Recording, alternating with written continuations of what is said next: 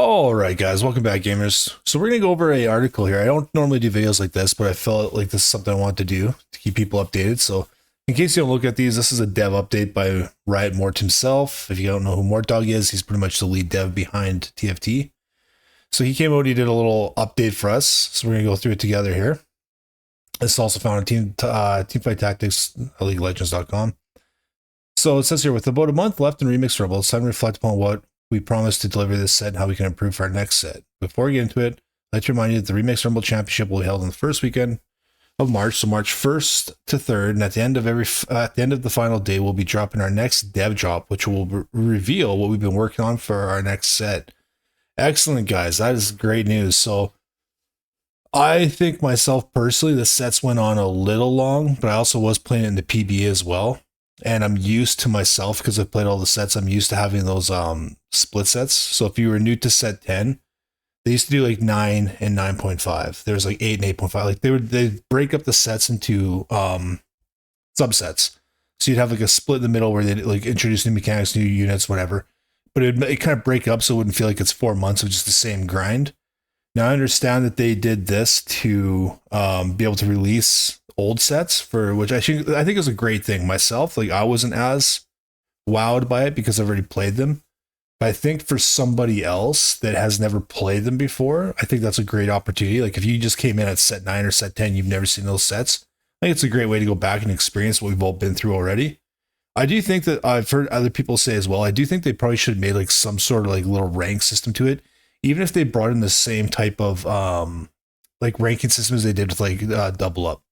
Just something where it's not like a set rank, but you can play with friends or something like that, or even by yourself and like scale up some sort of like, you know, division tier kind of thing, right? It doesn't have to be like exactly the same rank that we're doing on our current set, but I think they could have done something with it to make it a little bit more competitive and interesting for the people that never got to experience that as a ranked set before.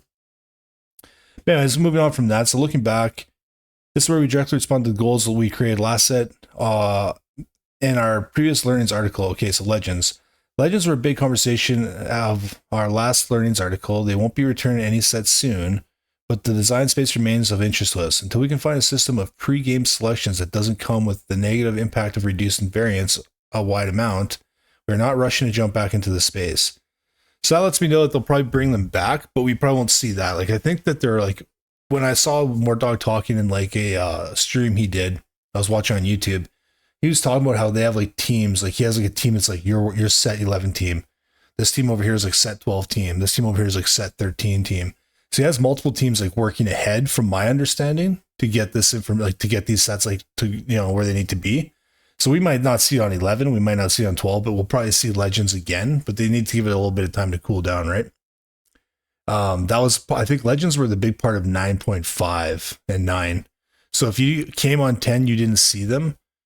They were kind of terrible because they need to be worked on, because like there was like, so if you had your starting augment portal, sorry. So like, not your augment portal, you're starting, yeah, it's your selection of your first augment.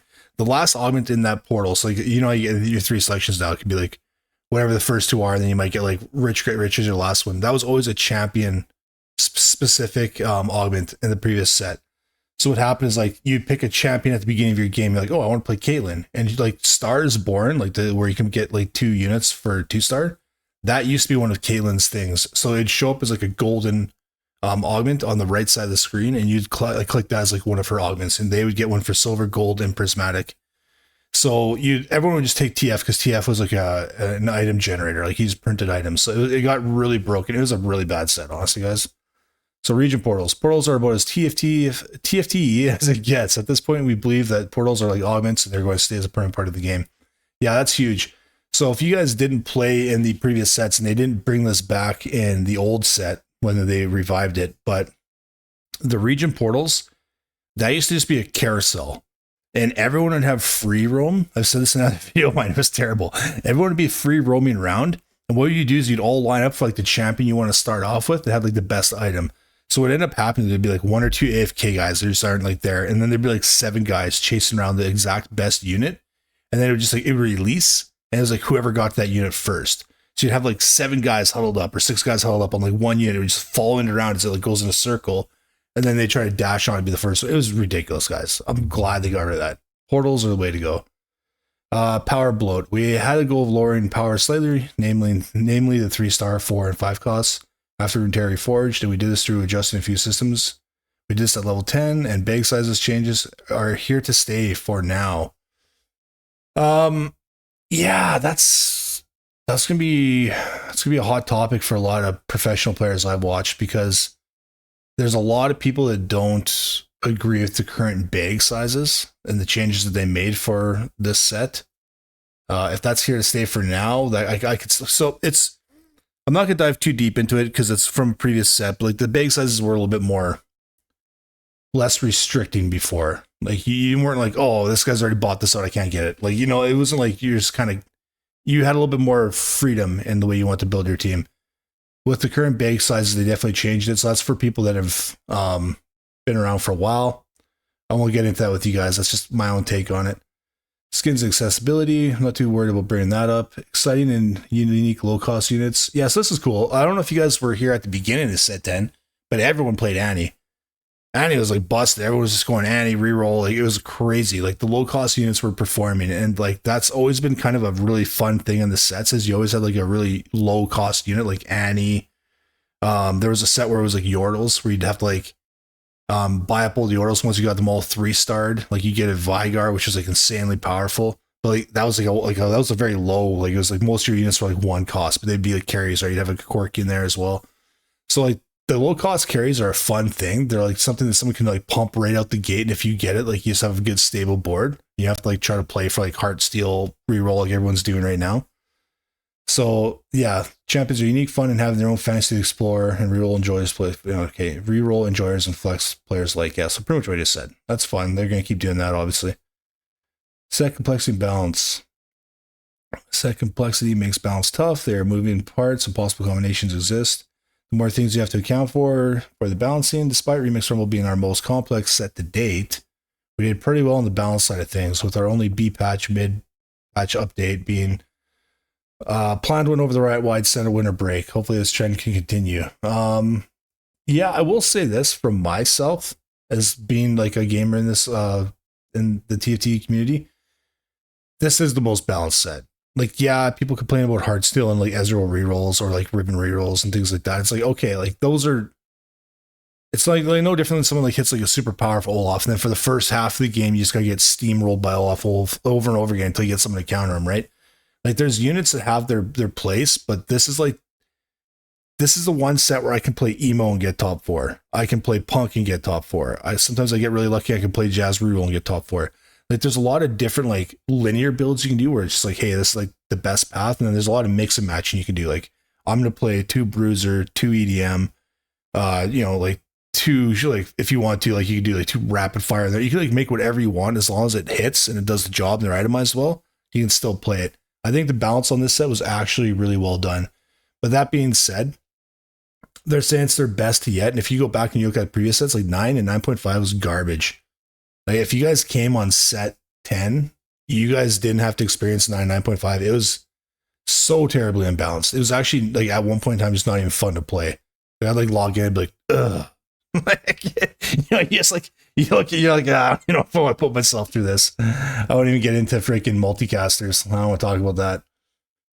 Okay, so looking forward, this is where we set out a list of goals to improve upon the next set. So game-to-game variance and loot distribution. So moving forward, we want an item and loot drop system to remain one of the game-to-game variances, not player-to-player variance. Editor's note, read the section for a system change spoiler. Okay. Mechanics and overall complexity. When examining our past 10 sets, the most successful set mechanics are the ones that add variability and complexity that keeps each game feeling totally fresh. But with portals and elements as evergreen mechanics, we can experiment with set mechanics to achieve thematic goals or just make a set feel unique. Okay, well, that's kind of like the way it's always been. Champion skill and intuitiveness, or no, I can't even say that. Intuitiveness, there you go. So in the future, we're going to be, it's late at night here, guys, give me a break. So in the future, we're going to be paying extra close attention to our champions and trying to make them as intuitive as possible from a glance, with the extra details to be discovered on the tooltip. Okay, well, that's just economy traits. Okay. One of our big challenges moving forward is that we have to keep reinventing the space as players solve our economy traits each set. This won't be easy. We're trying to do it 3 times a year, but we're committed to doing it. Oh, they're going to do it okay, so that's cool. So economy traits is what they're talking about here. So like that's right now our Heartsteel. Back in the day it was Fortune. There used to be like Underground. They were all kind of like weaker versions of Heartsteel. I know that like Heartsteel, like on just like the level 7 and 8 board, there's like 20 different, like at least like 10 different variations of it. 10 to 20 for sure. Variations of like different units you can play out. This is like the most in-depth, I'd say like, yeah, the most in-depth economy trait that we've had yet. Like there's a lot of moving parts to it, which makes it really fun for people that really like Heartsteel. So that's kind of cool. They're going to be doing every set. So that's huge news, guys. Every set now we're going to be getting something like this, which is fun. It's going to be hard to beat Heartsteel though. I mean, like you have to dial it down a little bit, but the high moments and prismatic traits, where we're taking steps to make sure prismatic traits and other high moments are hard to hit and worth hitting. Okay, well, there's nothing new about that. Okay, so item uniqueness and artifacts. Artifacts will allow us to do very cool things that our core item system does not allow for us. We're adding over 20 more artifacts that will come at some point during our next set. Wow. 20 more new artifacts? That is nuts, guys. Okay, I like that. Oh yeah, so this is looking back. So here, this was saying about like the legends that we were talking about up here. Yeah, legends. This is what it used to look like. So this is like, if you guys never played 9.5, this is exactly what you did. This is like a separate screen, like where you go into like Team Planner and you'd pick your portal, your arena, all that kind of stuff. There's like a little legends icon, and you'd pick somebody. So you could go into details here and show her silver, gold, and prismatic augments. So then you'd read through those. You're like, okay, if I hit like the prismatic one, like I'd get like so much gold or things like that. And this would always show up as your farthest to the right augment. And that'd be your champion. So like most people didn't play any of these. For a while there was Draven. A little bit of people played Ezreal. You'd scroll down, as you can see, it's only showing 6. You scroll down, there's like more. There was like Vlad, TF, Urf. Yeah, there's a bunch of them. I think there was Orin as well. Orin was like making artifacts and things like that. This was garbage. They gotta do something with that. In the future, for now, it seems like until we can find a system of pre-game selections. Okay, so this is a big takeaway here. Until we can find a system of pre-game selections that don't come with a negative impact of reducing variance in a wide amount, we're not rushing back into the space. So that's good. Like that was terrible, guys. I didn't want to talk about that. Okay, so portals have made an opening for each game. A healthy experience by replacing opening carousels. We just talked about that earlier. We can't stress how little we missed the weird 8 p.m. check at the start of the game to get your desired component. That was so bad, guys. I should like pull up a YouTube video of that. It was terrible. Okay, so start the game and roll the game. That's not anything new. Okay, but over the time, so they want more impactful portals. So we thought that starter remix rumble with lower to mid impact portals would allow players to learn the complexities of a new set in a less hectic environment. Over time, it became clear players wanted the more impactful portals right away. Delaying more high excitement portals was ultimately not the correct move, but moving forward with our next set, we have a pretty big portal announcement. At this point, we believe that the portals are like augments. They're going to stay as a permanent part of the game. Yeah, of course.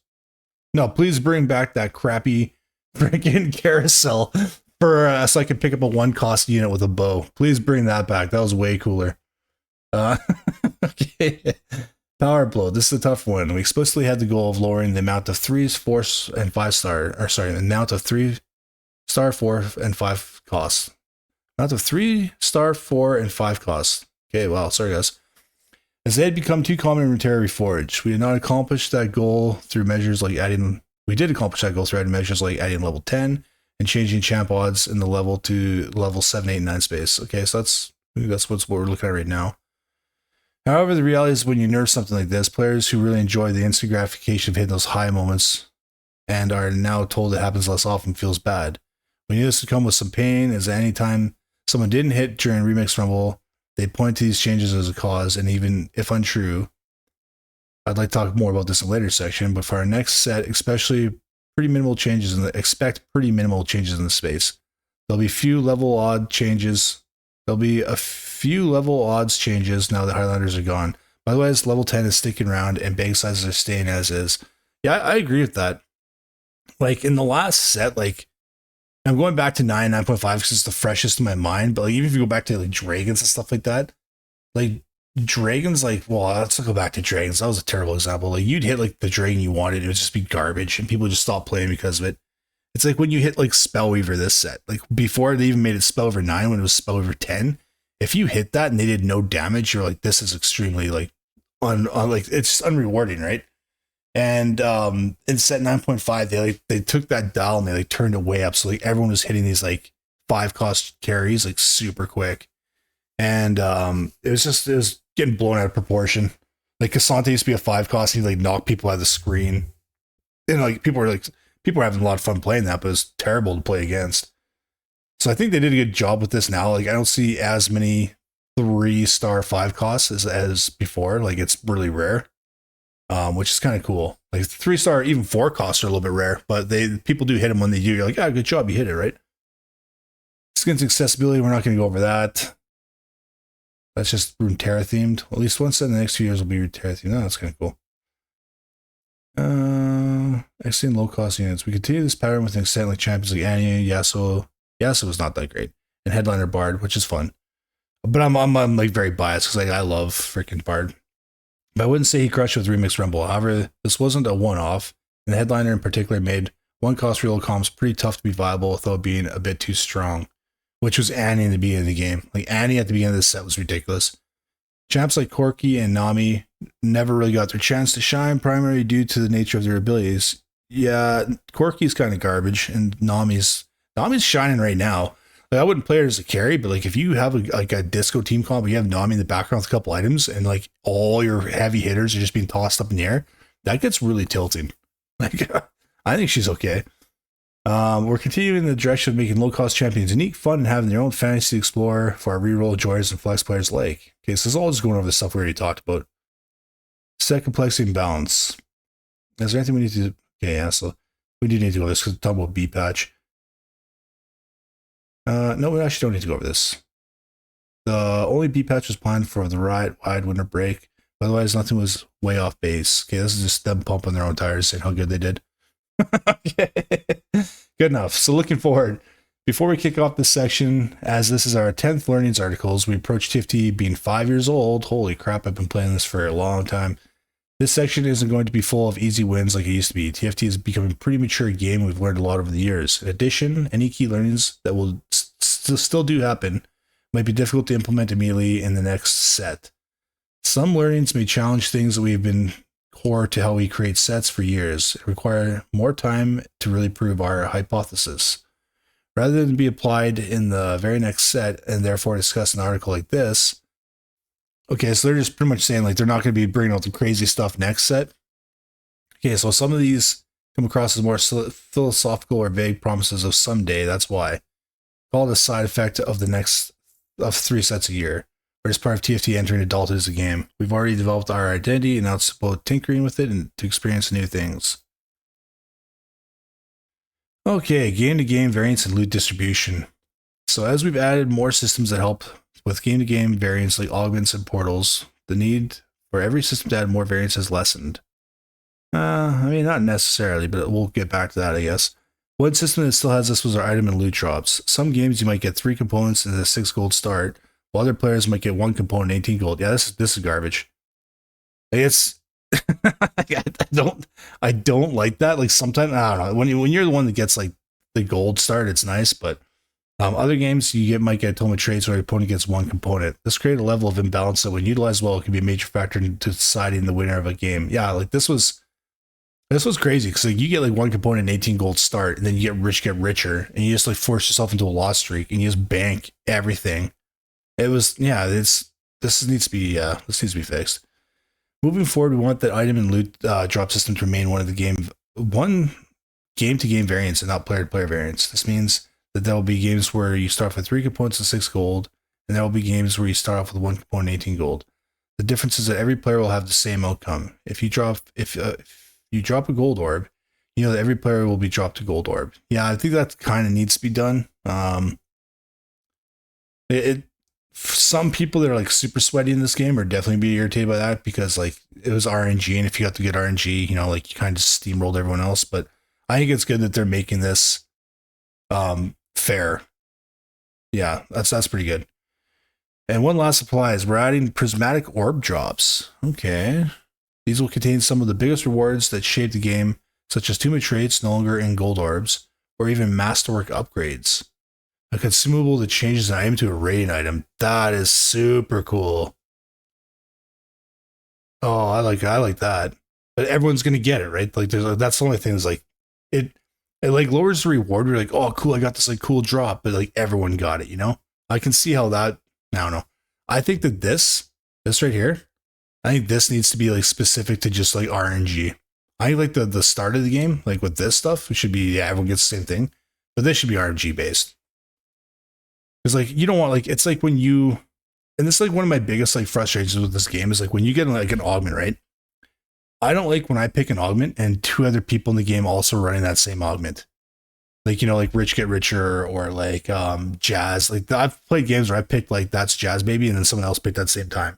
Like I think that there's certain things in this game that should be very specific to you. So if I get like a set of augments, that should be mine and none of the other 8 players because there's enough augments in the game to do that.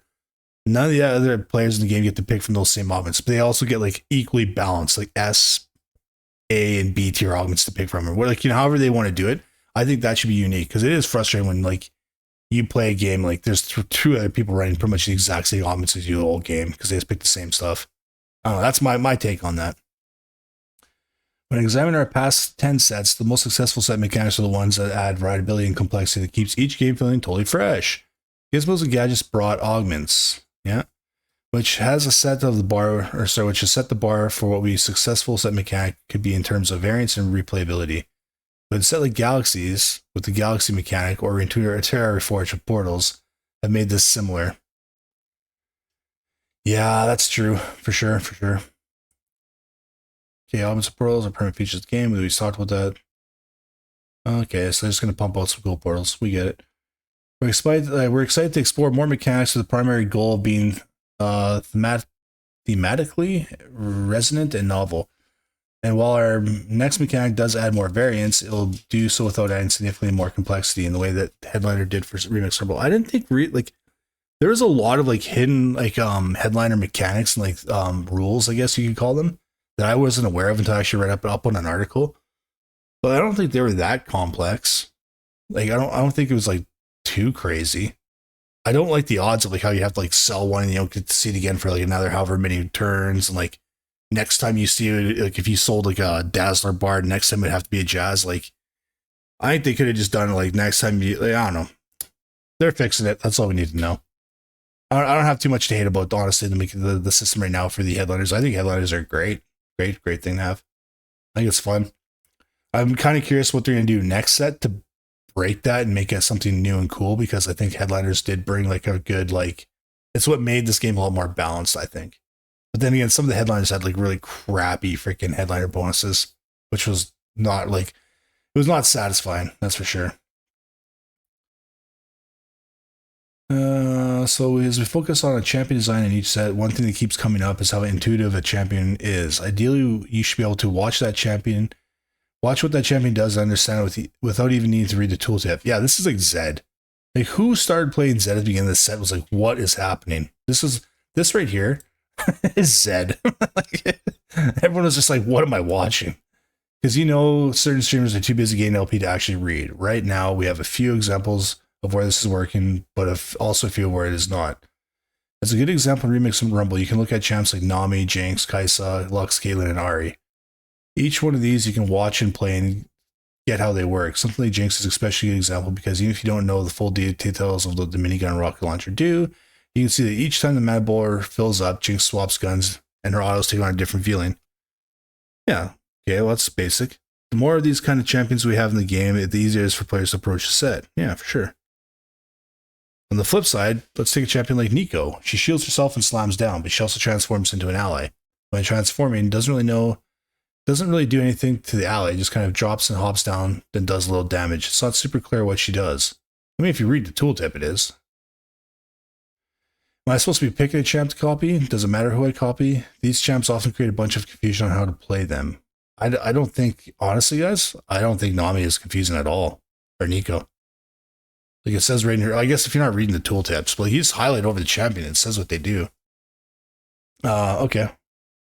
Nico's base at this, okay, which is tough in Nico's case because at the same time, the transformation is very untrue to who Nico is as a character. Okay. So I lost our spot there. So in the future, we're paying extra close attention to our champions and try making them as intuitive as possible at it from a glance with the extra details to be discovered on the tooltip. I think this could have just been like, they just get rid of this whole sentence. Like, that's not a good example. Talk about EDM. Like, the amount of people I'd seen that were so confused by EDM at the beginning of this set, they're like, what does the effectiveness mean? Like, why is, like, what's, like, you know, the 100%, like, is it affecting Zed? Like, is he getting the effectiveness? Or all the champions getting affected? Like, it was a very confusing trait for a lot of people. And then you get someone like Zed, which isn't even in this picture, he should be. Like, you create shadows, you can barely see them. He's dashing all over the map. Like, it was just like, people were like, what is going on?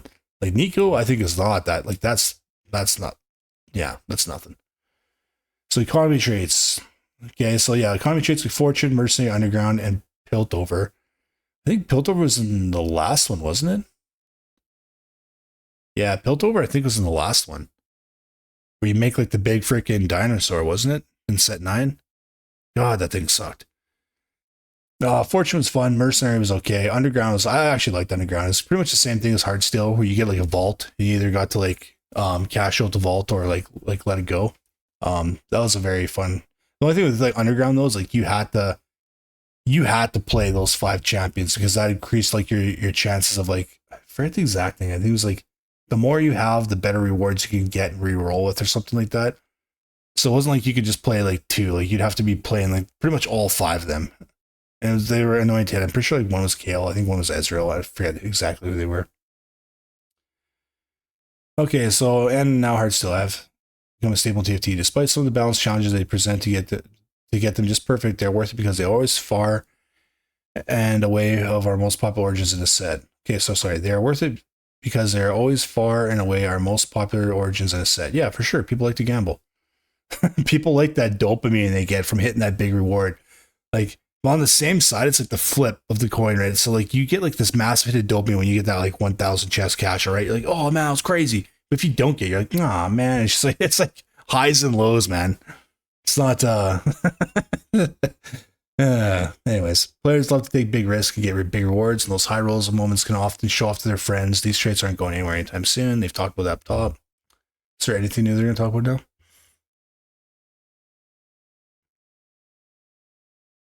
Okay, so Heartsteel Cash Show. We're not going to talk about that. We will see it. Everyone's been part of this set. So one of our big challenges moving forward is that we have to keep reinventing this space as players solve them each time. Fortune was great at first, and even pretty solid as Mercenary. But by the time we did that, the paradigm, the 3rd time with Piltover, it was too solved and there wasn't enough for actual risk. Players could regularly, with ease, hit 10 or loss streaks like it was nothing. This won't be easy trying to do it 3 times a year, but we're committed to it despite a big challenge is pull off.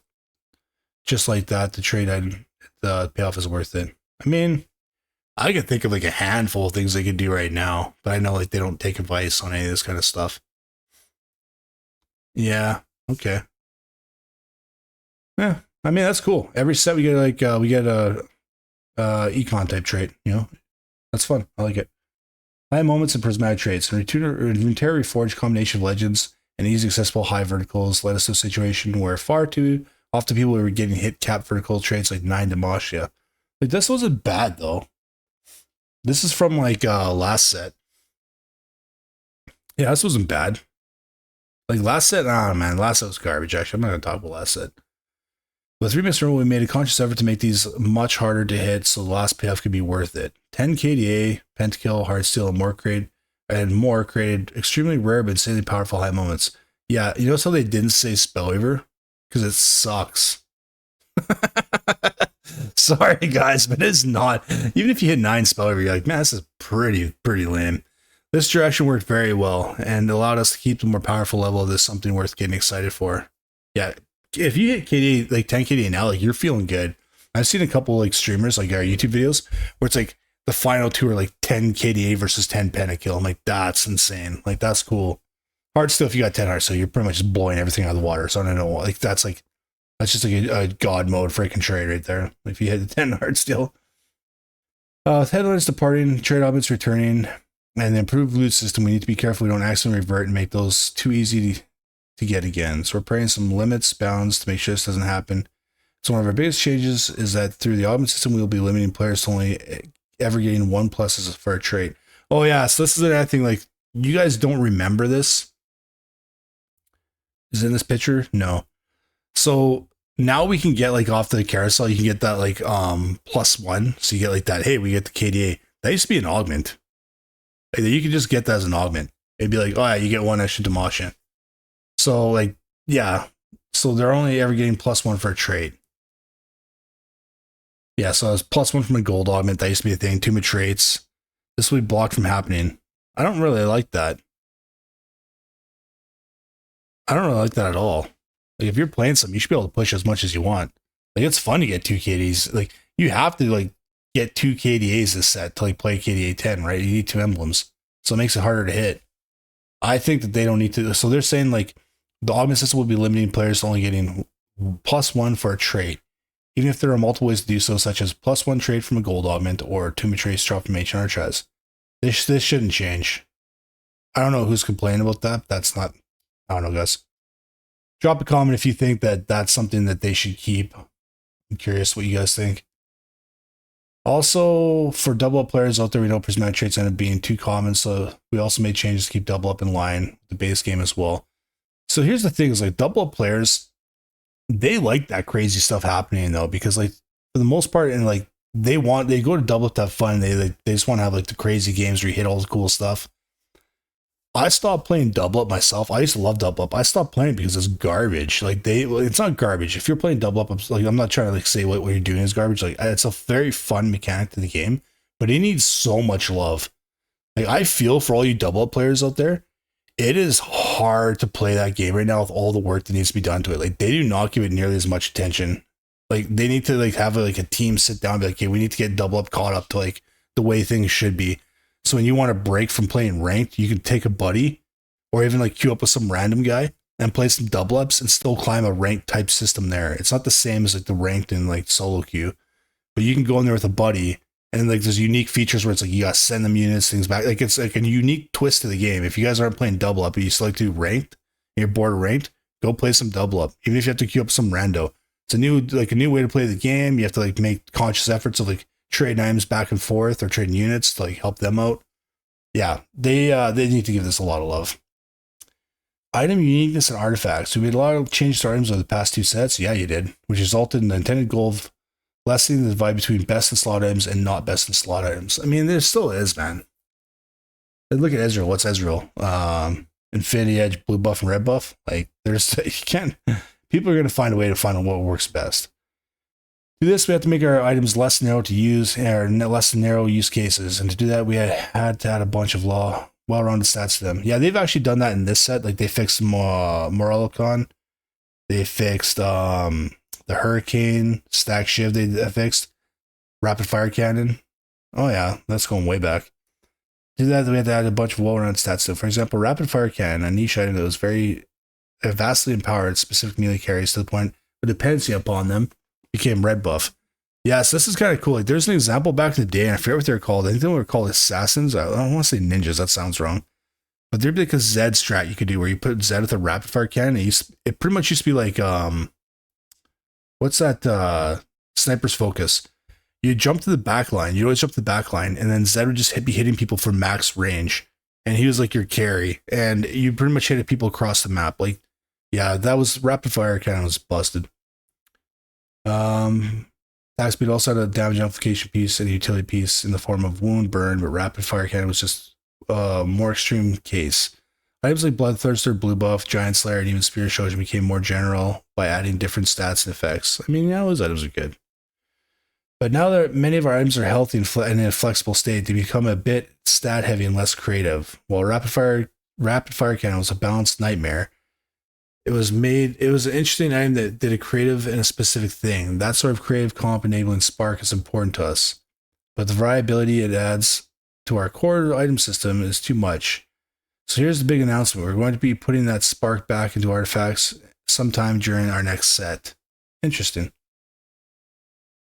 At some point in our next set, the team will be adding 20 new artifacts to the pool that will hopefully become the backbone to a novel team building and highlight moments. So here's a sneak peek of one item right now, introducing Suspicious Trench Coat. Okay. Suspicious Trench Coat. 30 plus armor, 30 plus magic resist, and once per combat at 50% health, the holder splits into 3 copies of themselves, each with 25% of their max health. Jeez. And so throw this on a frontliner with sustain, or just a beefy frontliner, and you'll have to reveal who's really behind the trench coat. Interesting. Do they all get the same items though? Like if you threw this on your, oh, that's kind of neat. We'll see. And that's that. It's great to be rating one of these for the 10th time, because this means we're still going, growing, and learning. On behalf of the entire team, thank you for playing TFT.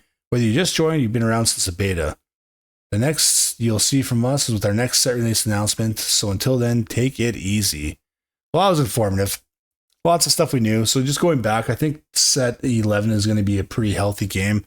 If you guys are watching the finals, I guess they're going to be doing their little release at the end of the finals on March 3rd, I believe they said. So you guys can go and check that out if you guys are people like to watch people that are streaming. I'm going to be looking forward to that. I'll be doing work on the PBE as well. Yeah, drop your thoughts and comments on this, other than the fact that I slur and mumble. I know it's late here and I probably misread a bunch of that, but I don't really want to do editing, guys. I'm not that hardcore, so you get what you get. Anyways, guys, we'll see you on the battlefield, and yeah, peace out.